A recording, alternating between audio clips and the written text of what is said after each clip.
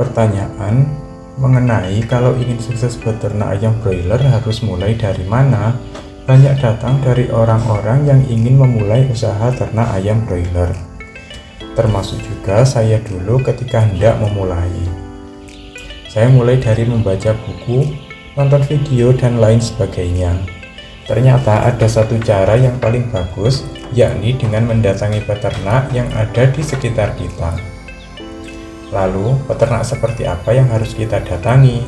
Apakah peternak dengan skala kecil di bawah 4.000 ekor, peternak dengan skala menengah antara 4.000 hingga 15.000 ekor, ataukah peternak skala besar dengan populasi ayam broiler di atas 15.000 ekor?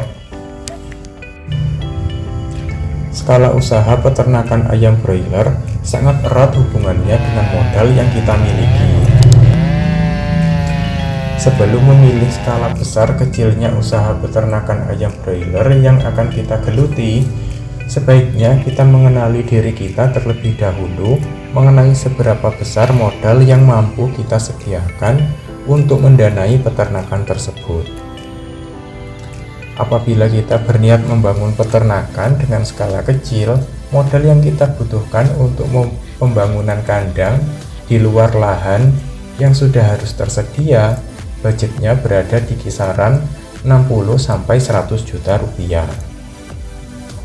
Sedangkan apabila kita hendak membangun peternakan dengan skala menengah, modal yang kita butuhkan untuk membangun kandang di luar lahan yang juga sudah harus tersedia, budgetnya adalah 120 hingga 600 juta rupiah. Dan apabila kita ingin membuat peternakan ayam broiler skala besar, maka budget yang kita butuhkan adalah di atas 600 juta rupiah. Setelah memantapkan diri mengenai berapa nilai modal yang bisa kita keluarkan, berikutnya adalah mempelajari teknis pemeliharaan. Teknis pemeliharaan meliputi perawatan ayam pada masa brooding pada 1 minggu pertama, perawatan ayam pada masa growing di umur 2 hingga 4 minggu, dan perawatan ayam broiler pada masa finishing, yaitu mendekati masa panen. Pada 1 minggu pertama, DOC ayam broiler kecil membutuhkan suhu udara yang hangat dan lingkungan yang steril untuk membantu pembentukan organ dan memperkuat sistem imun. Pada waktu masa growing di umur 2 hingga 4 minggu, kita bisa sedikit santai karena ayam tidak membutuhkan banyak perlakuan khusus. Sedangkan ketika memasuki masa finishing, kita akan disibukkan dengan pemberian pakan karena pada masa ini ayam mengonsumsi pakan dalam jumlah yang sangat banyak.